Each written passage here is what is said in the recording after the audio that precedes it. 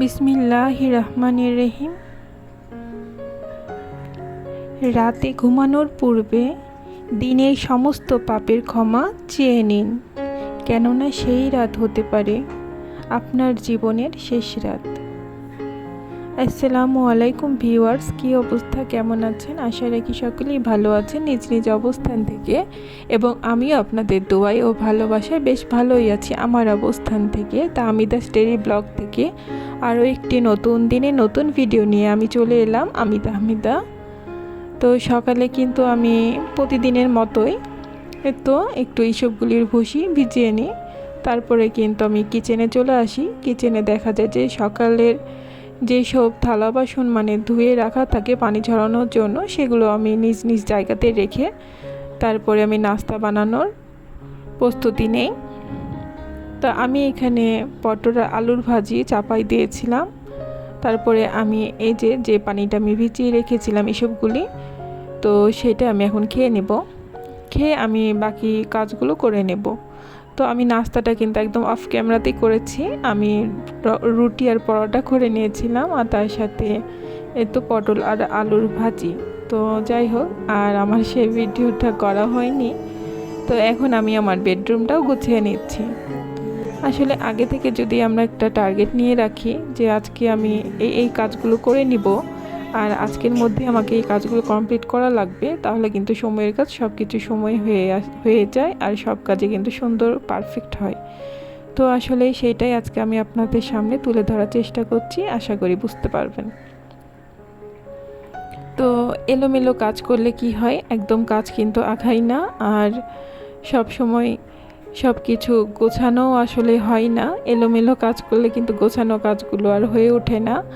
তো সব সময় যদি আমরা সাজিয়ে গুছিয়ে কাজ করতে চাই, তো বিশেষ করে সকালের দিকটা একদমই বসা যায় না। আসলে নাস্তা করার পরপরই যদি মনে করি যে একটু রেস্ট নিব বা বসবো, তাহলেই কিন্তু কাজের 12টা বেজে যায়। তো আধা ঘন্টা যদি রেস্ট নিতে যাই, তো সেই জায়গায় দেখা যায় যে 2 ঘন্টা বেশি আরও কাজ করা লাগে। আমি এই সময়ের বিষয়টা একদমই মিলাতে পারি না, জানি না আমার সাথে কেন এমন হয়। তো যদি কোনো দিন আমি 1 ঘন্টা লেট করে উঠি ঘুম থেকে, তো দেখা যায় সেই দিন আমার কাজ করতে আরও 2 ঘন্টা লেট হয়ে যায়। দুপুর 1টার মধ্যে কখনই কাজ কমপ্লিট করতে পারি না, সেই দিন একদমই দুপুর 2টা বা 3টা বেজে যায়। তো এই বিষয়টা কেন যেন আমি মিলাতেই পারি না। তো যাই হোক, এই তো আমি আমার বেডরুমটাকে ক্লিন করে নিচ্ছি। আর এই দিনটাতে কিন্তু আমার ছোট মেয়েটা ছিল না বাসায়, ও কিন্তু ওর বাবার সাথে দাদির বাসায় গেছে, যার কারণে যত কাজ ছিল সব কাজগুলো কিন্তু আজকে সেরে নেওয়ার চেষ্টা করেছি, কারণ ও থাকলে আমাকে কিন্তু অনেক বেশি বিরক্ত করে, আর দেখা যায় যে এক্সট্রা কাজগুলো আমার করাই হয় না ঘরের। তো এই সুযোগে কিন্তু আমি আমার বেডরুমটাকে একদম ডিপ ক্লিন করেছিলাম, আর সেই সাথে আজকে অনেক রকম রান্নাও করে নিয়েছি। তো ভিডিও শেষে অবশ্যই দেখতে পাবেন। তো প্লিজ আপনারা ভিডিওটা টেনে না দেখে পুরো দেখার একটু চেষ্টা করবেন। তো দুপুরে কিন্তু আমি অফ ক্যামেরায় আমি এই যে মুগ ডাল দিয়ে মাছের মাথা রান্না করেছিলাম, আর সেই সাথে আমি একটা সবজি রান্না করে নিয়েছিলাম। এখানে 2-3 রকম সবজি একসাথে দিয়ে আমি রান্না করেছি।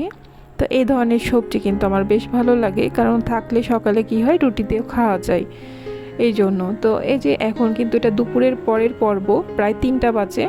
তো আমি এখানে অনেকগুলো দুধ কিন্তু ঘন করে জাল দিয়ে নিয়েছি, তো একটু পায়েস বানাবো সেই জন্য। তো আমি এখানে এক্সট্রা খেজুরের গুড়টাকে পানি দিয়ে গরম করে নিয়েছি, আর এই গুড়টা কিন্তু আমি এখন এই দুধের সাথে মিশিয়ে নিচ্ছি। তো খেজুরের গুড় দিয়ে কিন্তু আমি পায়েসটা তৈরি করব। তো দুধটা কিন্তু এভাবে একটু জাল করে নিব ঘন করে, আর আমি কিন্তু অফ ক্যামেরায় চালটাও দিয়ে দিয়েছি সিদ্ধর জন্য। তা একদমই কিন্তু শর্টকাট পদ্ধতিতে আমি কিন্তু এভাবে পায়েস রান্না করে নিই, আর সেই সাথে আমি কিছু গুঁড়া দুধও অ্যাড করে দিলাম। তো আমি কারেন্টের চুলায় কিন্তু ধীরে ধীরে রান্না করে নিচ্ছি,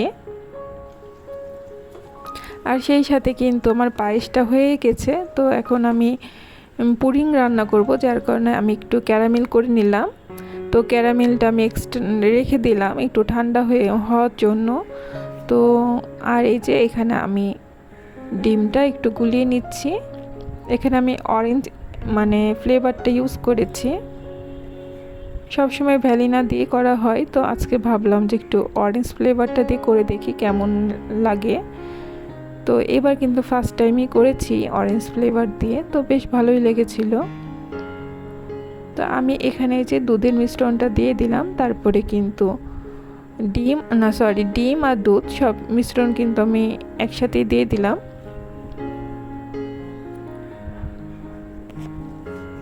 ভিডিওর এখন পর্যন্ত যেই সকল আপু ও ভাইয়ারা আমার এই ভিডিওটির সাথেই আছেন, আশা রাখি আমার ভিডিওর কোনো একটি অংশ আপনার কাছে ভালো লেগেছে। আর ভালো লাগলে প্লিজ আমার ভিডিওটিতে একটি লাইক দিয়ে দিবেন, আর সেই সাথে আমার এই চ্যানেলটাকে সাবস্ক্রাইব করে আমার চ্যানেলের পাশেই থেকে যেতে পারেন। যদি বেশি ভালো লেগে থাকে তো আমার ভিডিওটি ফ্রেন্ডস অ্যান্ড ফ্যামিলির সাথে শেয়ার করতে পারেন।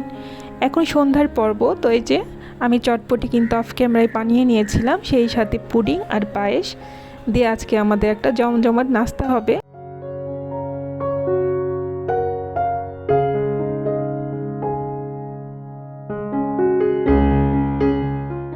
সেই সাথে কিন্তু আপনাদের কাছ থেকে বিদায়ও নিয়ে নিচ্ছি। সকলেই ভালো থাকবেন, সুস্থ থাকবেন, আমাদের জন্য দোয়া রাখবেন। আসসালামু আলাইকুম, আল্লাহ হাফেজ।